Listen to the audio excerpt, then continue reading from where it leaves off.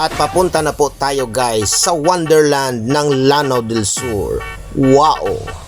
This is our final part of our journey from Davao going all the way to Wao via Kalilangan. On board on our third bus, Rural Transit 1061. So bulwa base po ito guys kasi 4 digits lang at saka 1 ang starting ng numero, 1061 mga guys. So paalis na po kami nito sa Kalilangan Public Terminal. And ito nga, nag-decide na nga po ako na hanggang Wao na lang po tayo mga guys at hindi natin ipatuloy hanggang Libungan.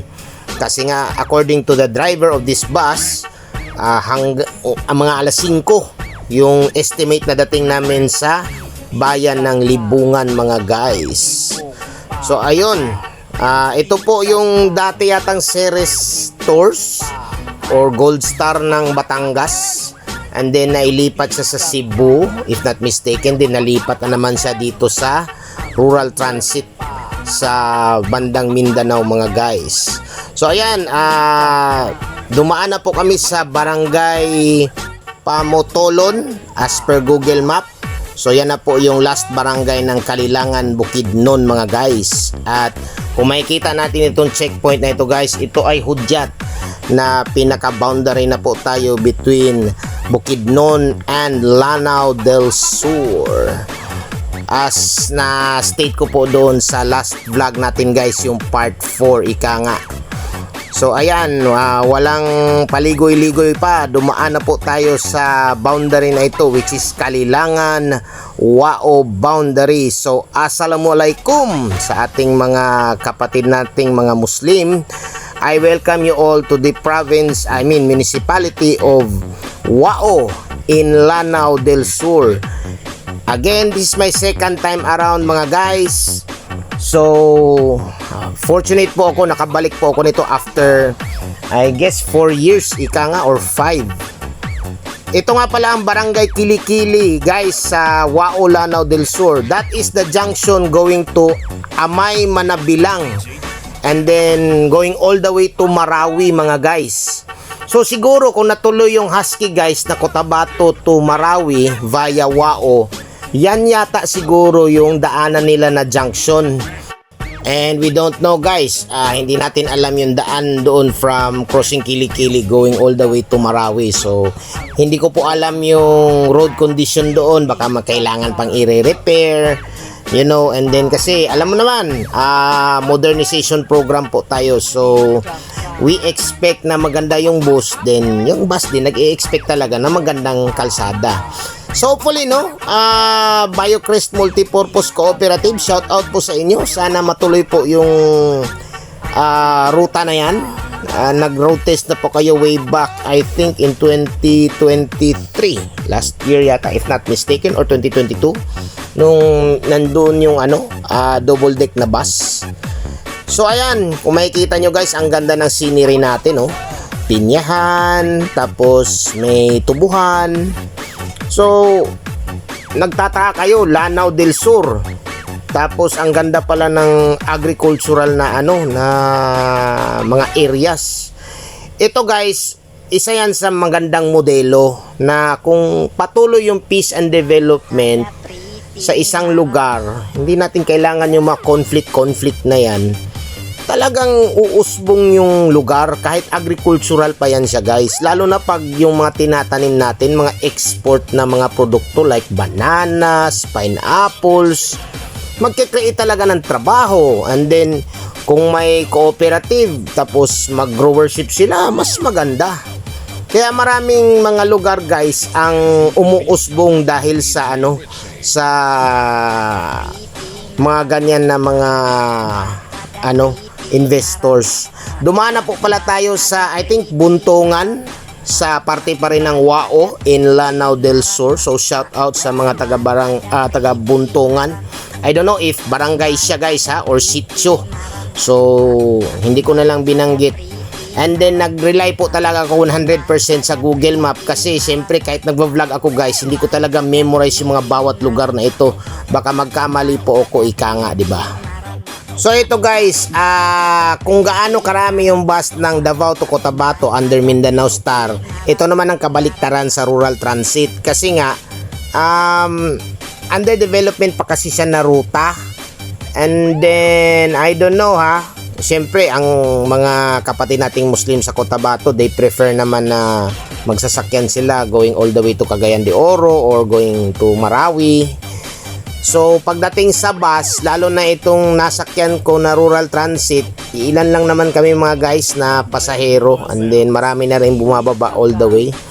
And then approximately guys, dumaan na po pala kami sa barangay ng Siran. Hopefully kung tama po ba yun, yung nadaanan namin, barangay Siran, still in Wao, Lanao del Sur. So shout out po sa mga taga barangay Siran. Malapit na po tayo doon sa pinakapoblasyon mga guys ha. Just sit back and relax, and sana makita niyo itong ating munting vlog na ito mga guys. O ika nga, di ba? So pasensya na po ha kung magkamali ako sa mga lugar-lugar. Kayo na lang po mag-comment sa ating comment section. And then nga pala, this coming December, I don't know if magpo-proceed pa tayo doon sa Laak. Para yan sa ating mga followers dyan guys ha. Abang-abang lang kayo dyan kasi nga peak season pag peak season na, maraming pasahero, and then alam nyo na, medyo mahihirapan tayong sumakay ng bus, ika nga. Meron nga pala tayong maipakita dito guys, isang unfortunate na accident involving a 10-wheeler truck na nagkakarga ng falkata.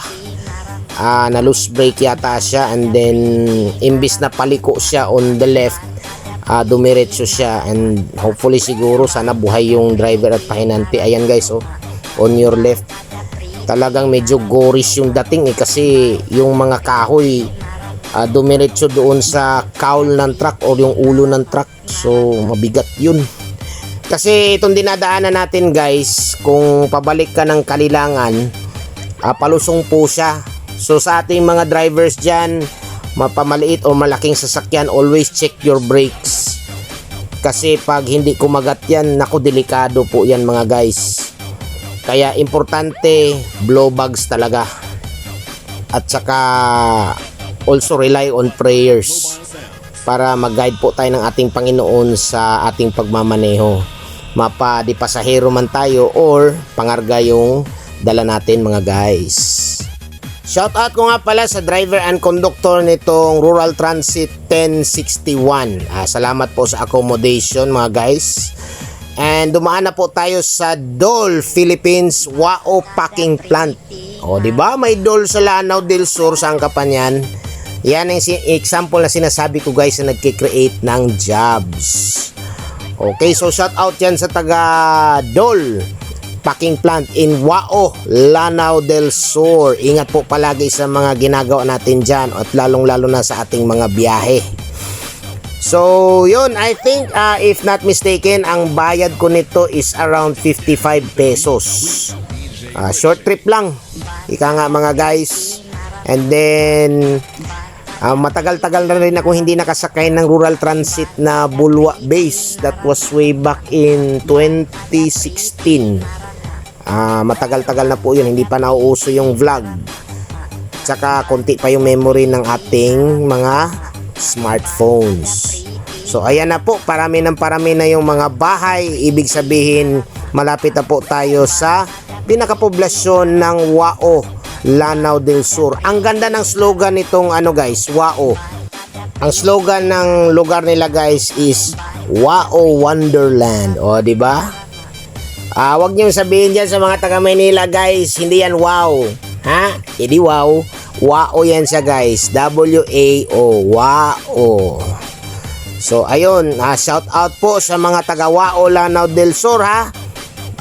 Maraming salamat po na dumaan na po ako ulit sa inyong lugar. At ayan po yung pinaka welcome sign ng Wao. Nakalagay dyan, Assalamualaikum or peace be with you.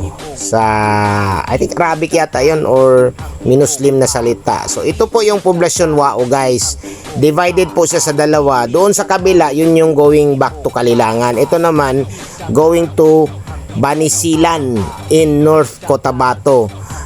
Siguro next year na lang mga guys, after ng peak season, mag-loop vlog ulit tayo.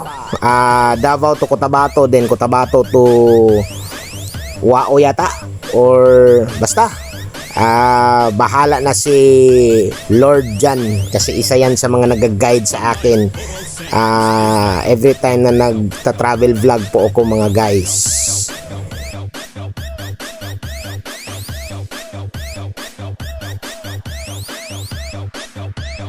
Dancing with the beat with DJ Richie. At papasok na po tayo sa Wao Integrated Terminal. And that concludes our vlog guys, from Davao City to Maramag to Kalilangan and to Wao. So tatlong bus, tatlong adventure, and maraming salamat po sa pagsubaybay sa ating vlog guys, Perumingan Archives. Ingat po palagi sa ating mga biyahe. See you on our next travel vlog video mga guys.